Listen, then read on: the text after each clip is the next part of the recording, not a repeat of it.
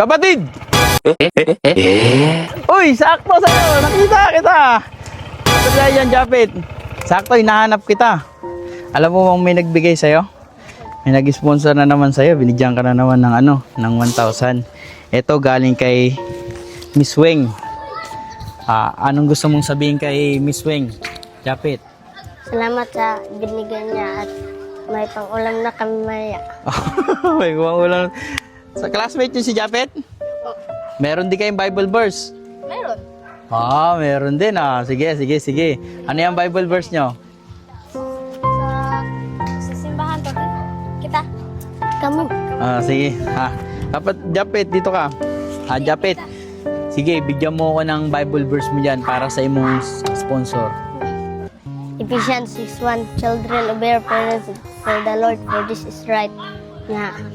Philippians 4:13. I can do all things through Christ who strengthens me. Wow. Colossians 3:23. And whatever you do, work at it with all your heart as working for the Lord, Wow, not for grabe human improvement masters. ni Japet. Psalm 119 verse 105.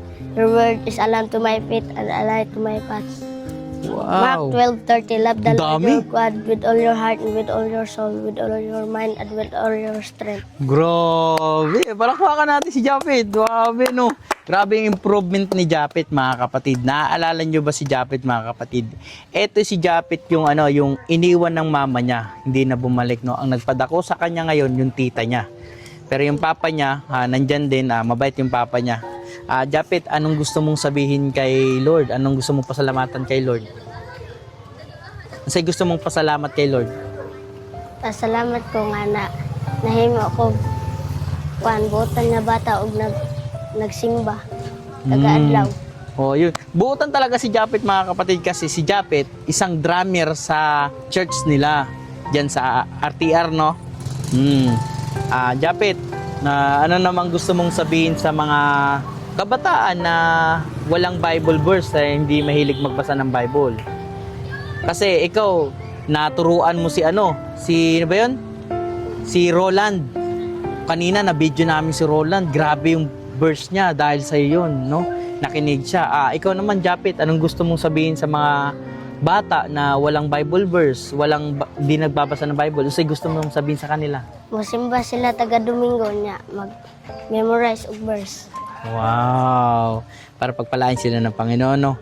Japet, ang gusto lang namin, ang gusto lang din ng J-Vlog Kapatid Family na padayon sa imong eskwela, ha?